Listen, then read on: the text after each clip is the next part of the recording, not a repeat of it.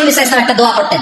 এরপরে কঠিন বিপদে যখন বিশ্বনবী করতেন তখন কি করতেন? এমন বিপদ মাঝে মাঝে হয় না, দেয়ালে পিঠ থেকে যায়। বিশ্বনবী এরকম কঠিন বিপদে পড়েছেন জীবনের কিছু কিছু। মানুষ কতটা খারাপ!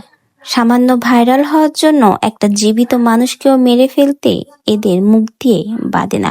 বিন্দিয়া সাজগরের মৌয়াপু নাকি মারা গেছে, ঠিক এমনই একটা পোস্ট লিখেছিল আঁখি আক্তার।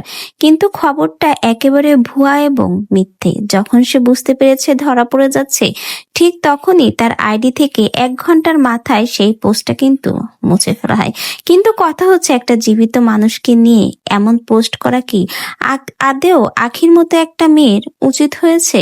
যে মেয়েটাকে সকলেই কিন্তু ভালো চোখে দেখে, সংসার ভেঙে আসার জন্য তাকে সকলেই কিন্তু বেশ ভালোবাসে, তার আইডি থেকে এমন একটা পোস্ট! ইন্না লিল্লাহি ওয়া ইন্না ইলাইহি রাজিউন। বিন্দিয়া সাজগরের আপুটা মারা গেছে, দোয়া করি ওনার জন্য। তবে আপুর একটা জিনিস খুব কষ্ট পেয়েছিলাম, আমি আমার আর রানিয়ার আম্মুকে ব্রাইডাল শুট করাইয়া আমাদের কাজের টাকা পেমেন্ট করে নাই, এই ব্যাপারটা নিয়ে কষ্ট ছিল। আর আজ উনি মারা গেছেন, আমি দাবি ছেড়ে দিয়েছি।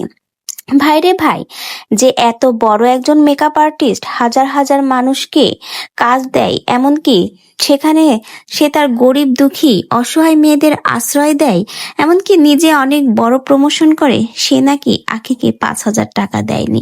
আর সেটা নিয়েই কিন্তু আখি এই পোস্টটা শেয়ার করেছে। আর এই পোস্টটা যখন শেয়ার হয়, তারপরেই কিন্তু বিন্দিয়া সাজঘরের আপু মৌয়াপুর পরিবারের মধ্যে একটা আতঙ্ক লেগে যায়। বিশেষ করে তার শুভাকাঙ্ক্ষী পরিচিতরা এবং পারিবারিক সদস্যরা সকলেই কিন্তু এই নিউজটা পড়ে আসলে অনেক বেশি বিব্রত হয়ে পড়ে।